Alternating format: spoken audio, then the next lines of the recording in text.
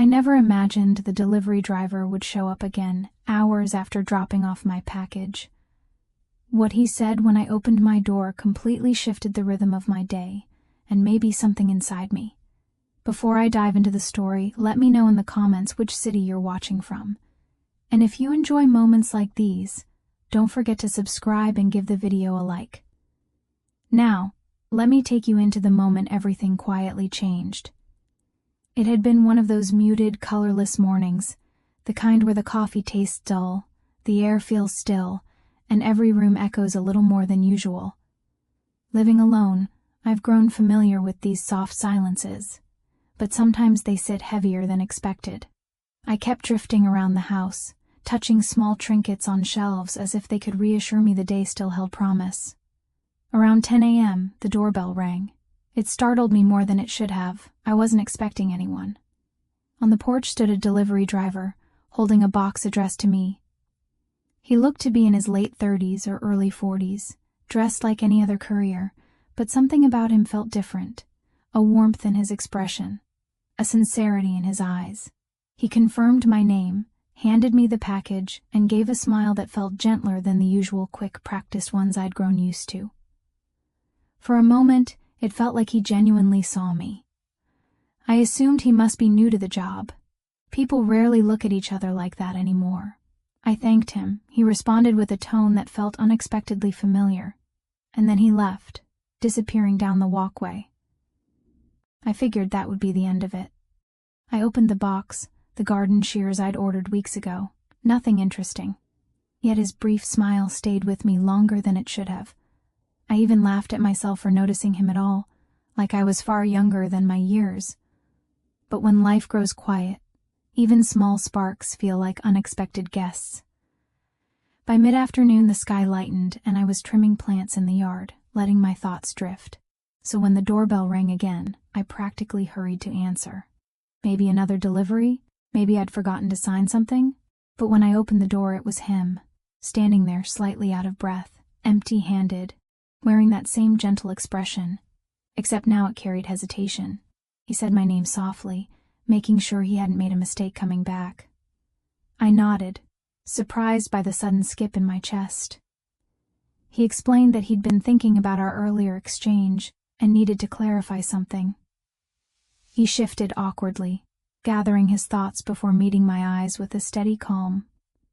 What he told me melted through the quiet of my afternoon. He said he had noticed something in my expression that morning, something he recognized because he'd seen it in himself on difficult days. He said I looked like someone carrying more than just a slow start, and that even in brief interactions, people sometimes see more than we realize.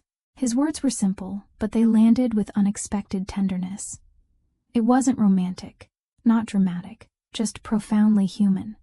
Someone taking a moment to acknowledge a heaviness I hadn't spoken out loud. Before I could respond, he added that he didn't want to intrude, only to offer encouragement that once helped him. He apologized if he'd overstepped and prepared to return to his route, but I didn't want him to leave. Not because of anything dramatic, but because genuine kindness is rare. Something inside me shifted the moment he spoke. I told him he hadn't overstepped at all, that his words had eased something I hadn't been able to name. Relief flickered in his expression. A small, meaningful thing. I invited him to sit on the bench near the walkway, just a neighborly gesture. He agreed with a grateful nod. We sat with a polite space between us, letting the soft breeze fill the quiet. It didn't feel awkward. The silence felt like part of the moment. He introduced himself properly and told me how long he'd been working the route. Only a few months. Before that, he had worked in a hardware store, which explained his easy familiarity with tools and home projects. He laughed about still needing GPS just to get around the neighborhood, and I laughed genuinely, not out of politeness. Then he told me why he returned. He said that when I opened the door earlier, he'd seen a familiar weight in my expression. Not sadness exactly, but the quiet heaviness of someone navigating shifting parts of life. Someone he once wished a stranger had spoken to on a difficult day. His honesty surprised me with how deeply it landed. I found myself opening up too. I told him that living alone comes with its comforts, but also long stretches of silence that sometimes feel too steady. That my routines had changed, my family dynamics had shifted, little things piling into slow mornings that left the day feeling still. He didn't rush me or try to fix anything. He simply listened, fully, warmly, and that felt rare. He asked about my garden, and when I shared its small imperfections, he admired how thoughtfully I arranged things. I hadn't realized how much I missed someone asking about the things I cared for. Minutes slipped by unnoticed. Something subtle shifted between us. Not romantic, not dramatic, just comfortable. He shared a bit of his own life, how he'd been adjusting to new routines, new expectations, starting over. I saw the same quiet weight in his eyes that he'd seen in mine. The afternoon light softened, casting a warm glow across the yard, and the moment felt suspended in calm. Eventually he glanced at his watch, gently acknowledging he needed to return to work. Before leaving, he asked if it would be all right to say hello whenever our paths crossed on his route. I said I would like that. As he walked down the path, I felt a quiet shift inside. Not a revelation, but a steady change. I didn't know then that his simple promise would unfold into something that would deepen my understanding of connection later in life. The next morning felt different. There was a lightness in the quiet, not excitement, but something softer. I moved through my routine with unexpected attentiveness. I kept reminding myself that I barely knew him, that he was simply kind at a moment when I needed it. Yet the warmth of his honesty lingered. By late morning, I found myself in the garden again, even though it didn't need tending. I kept glancing toward the street without meaning to. Around noon, I heard a delivery truck rumble by. I pretended not to notice, but when footsteps approached, steady and familiar, I felt a smile forming. He held a padded envelope and joked that the scanner insisted it be delivered today. I accepted the bulbs I'd forgotten I ordered, grateful for the coincidence. He asked about my morning. I told him it felt brighter. He nodded sincerely. Then he offered to help with the garden before continuing his route. I hesitated, but he gently insisted. We worked on a tangle of vines together. He explained his method as he eased the roots free, and there was something calming about his focused patience. He shared a memory of gardening with his father, and his voice carried a tenderness that made me smile. At one point he asked if helping was overstepping. I shook my head immediately. Sometimes small kindnesses reach deeper than people realize. He seemed to understand. When he finished, he stood back, dusted off his hands, and said the quiet moment reminded him of something he'd been missing, a sense of purpose beyond schedules. Talking with me, he said, made him feel grounded again. His honesty stirred something gentle in me. Companionship, understanding, not romance, but something equally meaningful.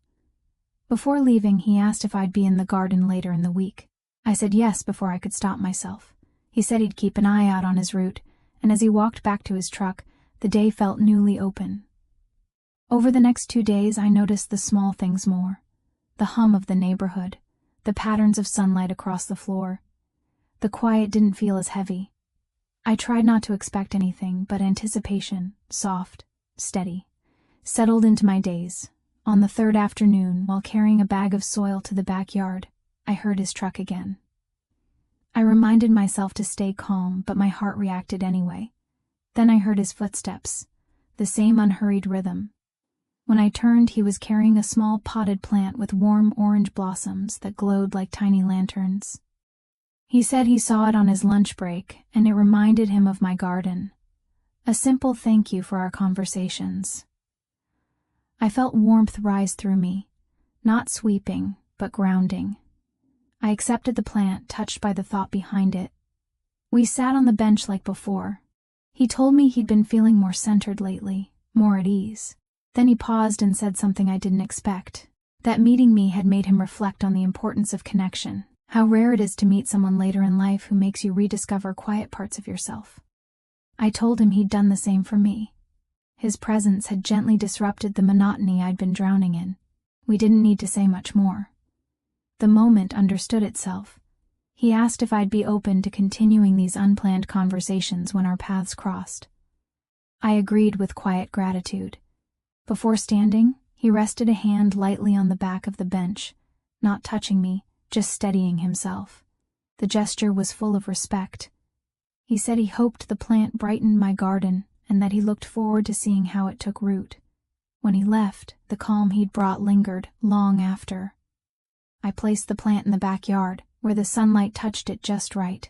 As I settled it into the soil, I felt something shift inside. A reminder that unexpected encounters can invite growth in ways we never anticipate. And I realized something gentle but true. The delivery that truly changed my day wasn't the package he brought.